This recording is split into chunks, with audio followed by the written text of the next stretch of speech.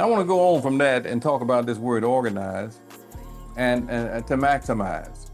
And one of the things about organization, it brings a certain degree of clarity. But when we are all over the place, and I guess you've heard people say organized chaos. I don't know if it's organized chaos, it's just a lot of chaos. And so it's important then that we learn to organize to maximize. And let's look at some of the things that these experts say about doing that. The book that I'm going through now is called Organize Your Team Today. And I want to cover 10 points from this book, and I may get finished a little bit early today because these points make it real clear, these 10. It's called channel capacity. Channel capacity. The brain can focus effectively on only 3 things at a time. So avoid overloading team members. That's what the book says. And now I know who I am as well, and if we all sit down and think, somebody mentioned the word multitasking early. Multitasking is not a real thing, right? And so I think we all understand that multitasking don't work for real, because something goes undone when I'm trying to do all these other things. So multitasking really doesn't work. So the brain has an ability, as strong as it is, to really focus. And some say one thing at a time, but the book, they did the research, and I'm gonna go with it. And as I'm reading it here now, it just makes a lot of sense to me. The next thing is ask for less. The book says great leaders don't pile on tasks. They focus on simplicity and clarity. It's not hocus pocus, it's focus on simplicity and clarity. So we're not trying to show our client, we're not trying to show the team how smart we are. Boy, I'm just a genius over here. We're not trying to do it, we're trying to keep it simple.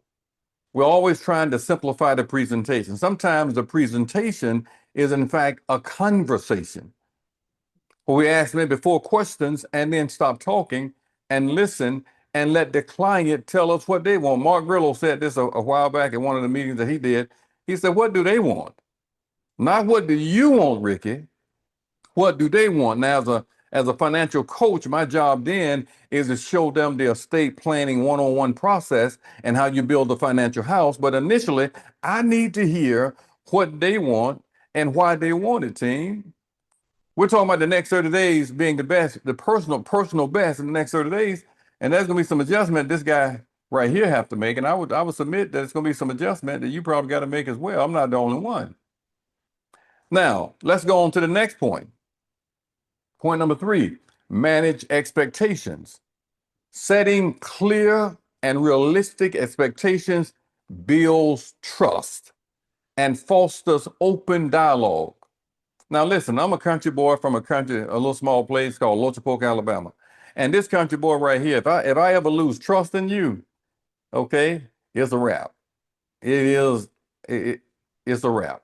So I want to make sure that that I do things that I can foster trust. And that's important for all of us, to do things to foster trust. I want you to look at this again. Clear and realistic, builds trust, open dialogue. I'm setting up in a school district here in Alabama now, one of the biggest school districts in the state. And so the superintendent is a friend of mine. The new superintendent is a good friend of mine. So we're trying to install a 457. Well, the company that we're working with called Aspire told us that it's going to be pretty quick, maybe 7 days. So we got the plan document, we got all the agreement, all the paperwork that goes along with installing a 457.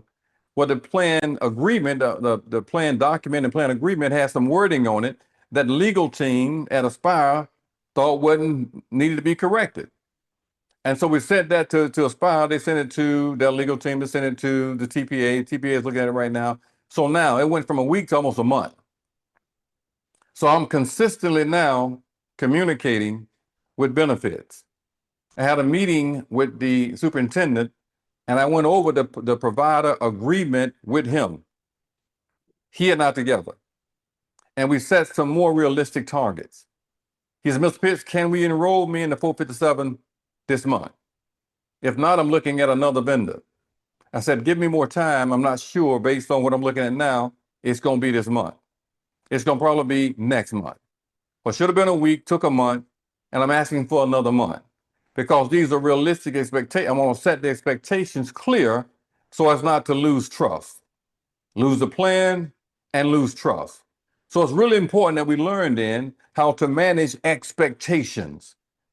The fourth thing is self-evaluation encouragement. Allow team members to evaluate their own work, promoting lasting self-improvement. We have a meeting every Tuesday and Thursday morning now with team members that we call the all-in members of the team. On the one that we just had this past Thursday, I asked those members on that Zoom call, it's a Zoom call, not a phone call, but a Zoom call, to do a self-evaluation, to look at the activities for the last 7 days, for the last month, and evaluate the efforts. And then be, on a job, when we do an evaluation, when I used to work on a job, those that still got jobs, you know what evaluation is all about. And if you get a bad evaluation, chances are you ain't gonna get no raise this year, right? The evaluations that just turn out real bad. Sometimes they find things that to ensure you ain't gonna get no raise, not this year. And so when we evaluate ourselves, we got to be brutally honest. What did I do in the last 7 days? What did I do in the last 14 days? What did I do in the last 21 days? What did I do this year? Okay, it's an evaluation. So we can have now some honest dialogue. And this is very, very important that we look at that and also go on to self-improvement and do something to get better. Then the other important point, number 5, is positive focus. This is what the book says. Organize your team today. Start with positives by having team members note 3 things they did well to reinforce productive behaviors. Now, all of us know that we all have some kind of behavior. We all have personality. We all have a mind, will, and emotion. We got a soul. But we want to do things that's going to reinforce productive behaviors. There are behaviors that's not productive. And in business, if it does not add to the bottom line, if it does not give you a good profit and loss statement, it probably is not a productive behavior in business. And so we have to do things then, and then also encourage our team to do things, and also accentuate the positive that we can have some more productive behaviors, not just with the team, but also with ourselves, because people are watching us every day, everything that we do, the teams are watching. They're not just listening to us, team, they're watching us. And so we got to lead by example. We can't do like the old Southern Baptist preachers, some of them that ain't living nothing, that say, don't do as I do, but do as I say do. No, that dog don't hunt, as they say down south. So we got to lead by example. And this is a conscious decision that all of us have to do. And then the sixth point, and I got to move here now real quickly, is avoid problem-centric thought, PCT, and then shift the focus from problems to solutions to encourage proactive thinking. All of us have been around, all of us, maybe at some point in our lives, have been just focused on the problem. Boy, I just can't do it. I mean, I just can't do it, man. I just can't do it. As this mountain is too tall for me to climb, this river is too wide and too deep for me to swim. I can't take that journey. And I'm going to swelter. I'm going to fall out and die. I just can't do it. The problem is, the problem is, well, you got to understand, the problem is problem-centric thinking. But we should say the solution is, the solution is. The solution is, we have got to change the way we think. Avoid problem-centric thought. And then the sixth point in the book is constructive conflict. What does this do? It fosters healthy disagreement to gain diverse perspectives while maintaining respect. Any kind of professional athlete, you can look at the stars on the Lakers or the stars on the Chicago Bulls back in the day, or the stars on Indiana, any kind of stars of any league. the stars, if you like college, the stars of Auburn, the stars at Alabama, the stars at whatever your team is. Some of the stars on the team, the starters, don't even communicate outside of the locker room, outside of the football field. They don't even talk. But during game time, boy, it's all in. It's all in because they got, hey, this is my brother out here on the field. This is my brother on the floor. They got to cover one another. They got to play a team of togetherness. And they're able then to have healthy disagreements, diverse perspectives, while maintaining respect. You see, all of us have to accept the fact that what we know has gotten us to where we are. I said, what we know has gotten us to where we are. And we got to be willing to make the adjustment, that's the word, that word adjustment, and change to keep it moving. And so number 8, respectful communication. Avoid interrupting, as it undermines respect and opens an open communication. You see, team, we've all been talking to somebody, and you want to make your point, right? I got to make this point because, I'm getting older. I forget my points real quick, right? I got to make this point quick because I'll make this point. I'm going to lose this point. And so before you talking and talk, I'm going to jump in and cut you off because I'm about to lose this point. That's disrespectful. That's rude. Now, there are some people that's chatterbox. That's yap, yap, yap, yap, yap, yap.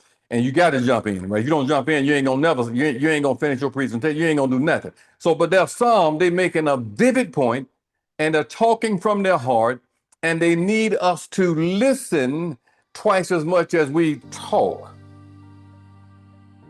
Don't cut people off, team.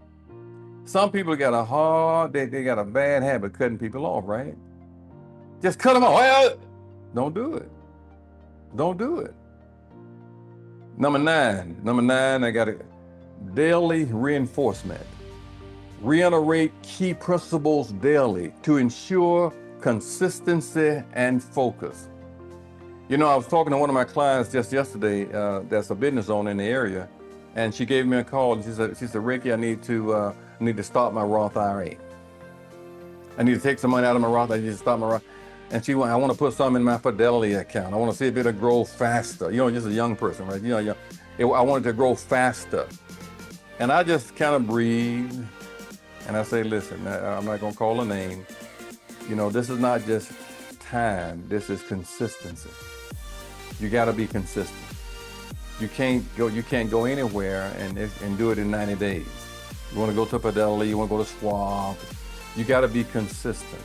If you're consistent, not putting money in, taking money out, making withdrawals, stopping the account, it will grow. Other than that, you're wasting a whole lot of time.